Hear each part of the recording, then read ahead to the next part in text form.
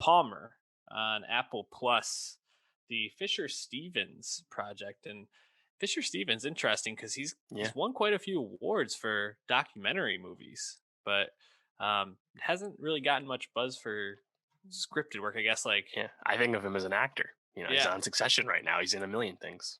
So interesting to see him helming this project, and the project starring Justin Timberlake. I think a Hmm. person who has had some very good movies that he's been in. I don't know if I'd say good because of him, but good movies he's been in, and some movies that maybe aren't so good that he's been in, and a major part of them not being so good in my opinion. So my expectations going into this were, let's see, because it's getting quite a bit of decent buzz. And Palmer is a nice little story about a former star athlete who in college gets injured, ends up getting into trouble, going to jail for 12 years, and basically him returning back to his home community and getting his life restarted when um, he the care of this little boy, this flamboyant little boy, kind of falls to him for a while. And uh, really interesting.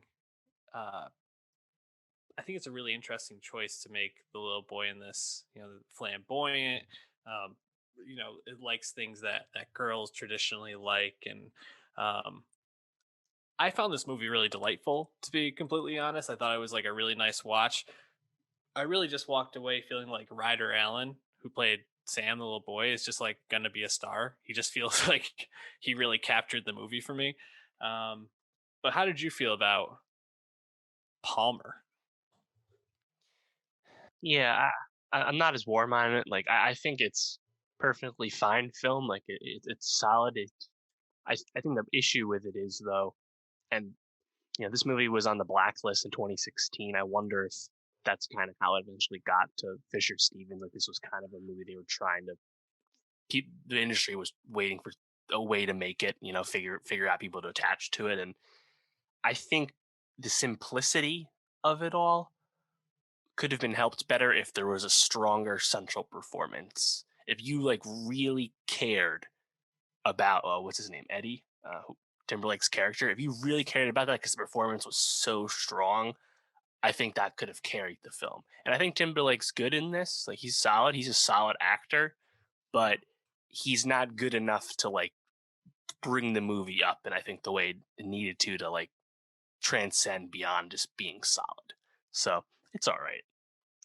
You know, I think that that's a good point, but I actually walked away from this movie feeling like this might be Timberlake's best performance. I Interesting. mean, I think the part he's best known for is obviously as Sean Parker in The Social Network, Yes. but it's he has a couple of scenes. It's not like a role that you nominate him for best actor for. He's not the primary lead, and in this being the lead, I think he carries this emotional heft fairly well. And the only thing I think I felt pretty frustrated with was um, the choices Eddie kept making, even though he really wanted to make good choices, like basically kidnapping Sam.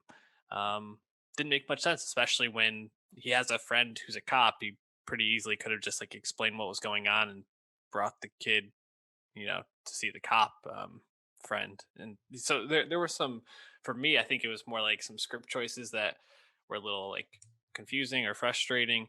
But I thought Timberlake was serviceable. And again, I go back to the performance of Sam by Ryder Allen. I just found that kid super fun and magnetic, and definitely the Yeah. best part for me. As Yeah. well as June Squibb was pretty good too, in my opinion. Yeah, just like in Palm Springs, showing back up just for a little bit. Good from her. I gotta say, she died way too early in this movie. It's like Yeah. 20 minutes in, and it's like, oh, goddamn, June Squibb's back out. um, any like moments or things you want to shout out? uh, no, I don't think so. Like, I think like it does a good job of making you care for Eddie, care for Sam, want them to succeed. And I think the beats again, they're pretty predictable, but like it's a feel good movie. Yeah, Like I think I was thinking about it, like we're set in the Louisiana, I believe it is, but Mhm, like we don't really dwell on like the fact that we're in like a rural setting all that much. Like I was thinking of like Hillbilly Elegy, for example, where that was a big part of the movie, and there's some similar things going on with like domestic issues in that, but like and drug abuse, but like Palmer seemed to kind of just like be on the surface of a lot of things. Even like with Sam, right? Like Sam, he's too young to know really who he is and what he likes and doesn't like yet. Like, he just being himself. And like the movie just kind of goes with that. And I think that that's handled pretty well. But I think the way the script is, where it's kind of down the middle with everything, if we had like a kind of like a more world class actor, it could have been a more special movie, or at least like a better like star vehicle movie at least. mhm. But well, we got it's still solid. Yeah, definitely solid. Juno Temple, who plays Sam's mom Shelly, is in Ted Lasso, where she plays like the exact opposite character, very like buttoned up and like always like to the 10th degree. So seeing her, and especially when she first returns after leaving Sam with Eddie for a while, she looked horrifying in that scene. Which Yes. shout out to the makeup department for kind of think instilling that like dread with her return in a really Hmm. interesting way. I thought she was great, and I'd like to see her in more things. I mean, she's had some side roles, but I found her just to be really convincing as a drug addict, almost like too convincing. So, Right. uh, I think shouts to her. But other than that, yeah, think this is a nice like family movie to watch. Do you have a favorite Timberlake acting performance? Is it Social Network? It's definitely his most consequential performance, and I think the the one I like the most. But I think there's a few other contenders. Yeah, I would probably say the "Cry Me a River" music video is my favorite Timberlake performance. Actually, uh, give me that Scarlet ScarJo and JT back and forth all day. What about you though? What are yours?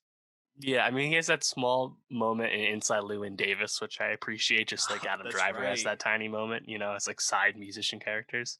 But for me, I actually love Friends with Benefits, his rom Yeah. com with Mila Kunis, which was a Ooh, great example of Hollywood making the same movie twice at better the than same just time. friends.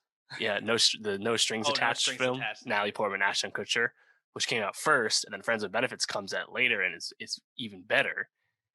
Like Olympus Has Fallen, White House Down, Armageddon, Deep Impact. This happens from Mhm. time to time. That's one of my favorite examples. So I think Timberlake and Kunis are both great in that.